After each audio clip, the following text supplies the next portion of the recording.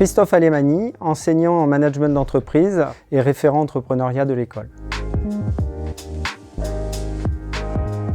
Stratégie, entrepreneuriat et management d'entreprise agricole, département, entreprise et territoire. Les trois mots-clés sont premièrement stratégie et gestion du changement parce qu'aujourd'hui le monde se transforme en permanence. Deuxièmement, innovation et entrepreneuriat parce qu'il faut être créatif et savoir effectivement évoluer dans les entreprises. Et troisièmement, responsabilité sociétale de l'entreprise parce qu'en fait la durabilité est un élément extrêmement important et prendra de plus en plus d'importance dans le futur et notamment dans les stratégies d'entreprise. La spécialisation CMEA prépare de futurs dirigeants, conseillers et des personnes capables d'accompagner la stratégie et le management des entreprises agricoles et agroalimentaires. Cette spécialisation, elle s'adresse à des jeunes qui souhaitent intégrer l'ensemble des compétences nécessaires au pilotage d'une entreprise, qu'elles soient des compétences techniques, l'usage des compétences techniques qui sont acquises en école d'agronomie, mais également les compétences managériales. Et en fait, ça permet de développer la capacité à intégrer les sphères de décision au sein d'une entreprise. Donc ça débouche vers des postes qui sont extrêmement variés et qui sont, je dirais, à fort impact sur l'entreprise.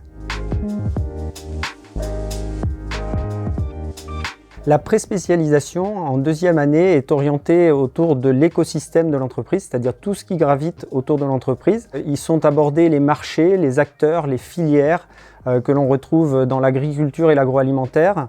Ils sont également abordés les aspects de financement de l'entreprise, les aspects de structure juridique également qui peuvent être mis en place. Et donc la partie stage qui suit, en fait, il est demandé aux étudiants, ils ont accès à une grande diversité d'entreprises, on leur permet d'aller dans des entreprises extrêmement variées. Et ce qui leur est demandé, c'est en fait de bien faire le lien entre la vocation de l'entreprise, les enjeux auxquels est confrontée l'entreprise et derrière comment ça se traduit dans l'organisation et dans le contenu de stage, c'est-à-dire de faire la relation entre le travail qu'ils exécutent dans le cadre de leur stage et vraiment cette vocation et ses enjeux. La troisième année est beaucoup plus centrée sur l'entreprise elle-même, son fonctionnement, son organisation, ses processus de décision, sa stratégie. Et donc on est sur une spécialisation qui là va être mise en œuvre au travers de pratiques, que ce soit au travers des projets qui sont conduits et des différents audits que l'on y réalise.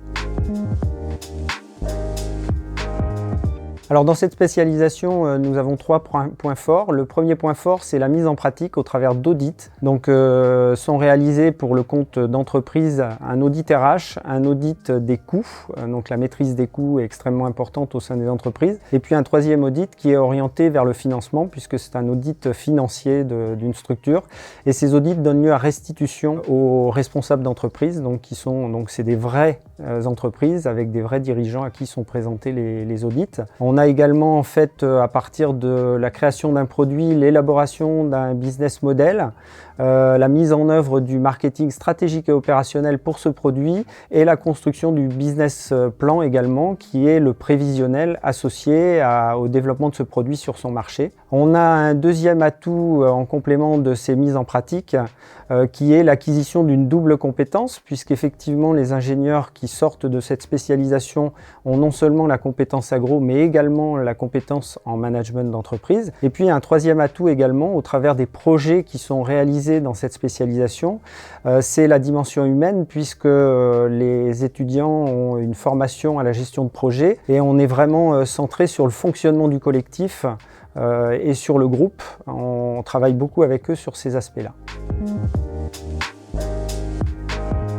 Alors les jeunes qui sortent de cette spécialisation en fait ont accès à une diversité de postes très importante. On les retrouve dans le conseil, que ce soit en banque, que ce soit en centre de gestion ou que ce soit dans des cabinets spécialisés. On les retrouve aussi dans le marketing, on les retrouve également dans l'entrepreneuriat puisque un certain nombre d'entre eux entreprennent, que ce soit en sortie d'école ou que ce soit d'ailleurs après une ou plusieurs premières expériences en entreprise. Souvent c'est par cette voie-là qu'ils accèdent à l'entrepreneuriat ou qu'ils y vont. Et en fait, les points forts de nos étudiants quand ils sortent de cette formation, c'est qu'ils ont vraiment une très forte solidité au plan scientifique et également ils ont un sens pratique très développé au travers des pratiques qu'ils ont vécu, réellement vécu dans le cursus. Et puis également parce qu'ils ont développé le sens du collectif et le sens des valeurs, puisqu'en fait on les fait vraiment travailler sur aussi les valeurs éthiques qu'il faut avoir pour diriger une entreprise aujourd'hui.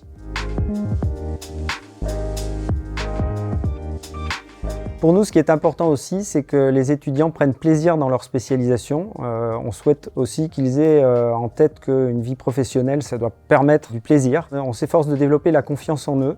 On s'efforce de développer aussi le travail en équipe, qui est vraiment une dimension très importante de la formation. Et puis, on souhaite aussi qu'au cours de cette formation, ils développent leur regard critique, leur capacité à prendre du recul et à agir ou à participer à des décisions avec un sens important de l'impact que ça peut avoir, avec une volonté forte d'aller vers des impacts positifs dans le futur pour les entreprises qui les intégreront.